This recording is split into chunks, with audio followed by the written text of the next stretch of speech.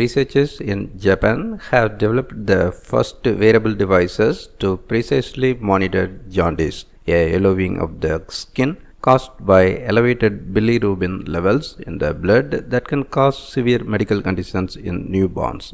Jaundice can be treated easily by irradiating the infant with blue light that breaks bilirubin down to be excreted through urine. The treatment itself, however, can disturb bonding time, cause dehydration, and increase the risks of allergic diseases.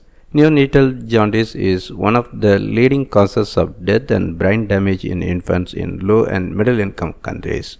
To address the tricky balance of administering the precise amount of blue light needed to counteract the exact levels of bilirubin, researchers have developed the first wearable sensor for newborns that is capable of continuously measuring bilirubin. In addition to bilirubin detection, the device can simultaneously detect pulse rate and blood oxygen saturation in real time. The research team published their results in the journal Science Advances. The researchers say they have developed the world's first wearable multivital device for newborns that can simultaneously measure neonatal jaundice, blood oxygen saturation, and pulse rate. Jaundice occurs in 60 to 80% of all newborns. The real-time monitoring of jaundice is critical for neonatal care.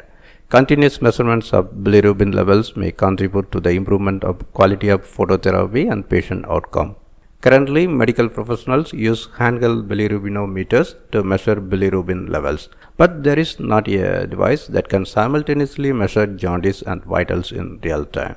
In this study, the researchers succeeded in miniaturizing the device to a size that can be worn on the forehead of a newborn baby. By adding the function of a pulse oximeter to the device, multiple vitals can easily be detected. Held to the baby's forehead by a silicone interface, the device has a lens capable of efficiently transmitting lights to neonatal skin via battery-powered light-emitting diodes, commonly known as LEDs. The researchers say at the present stage, coin cell batteries are used and the overall shape is very thick. In the future, it will be necessary to further reduce the thickness and weight by using thin film batteries and organic materials. The researchers tested the device on 50 babies and they found that the device is not currently accurate enough to suffice for clinical decision making. According to researchers, they will reduce the thickness and increase the flexibility of the device as well as improve the silicone interface to facilitate better skin contact. In the future, the researchers plan to develop a combined treatment approach that pairs a wearable bilirubinometer with a phototherapy device to optimize the amount and duration of light therapy based on continuous measurements of bilirubin levels.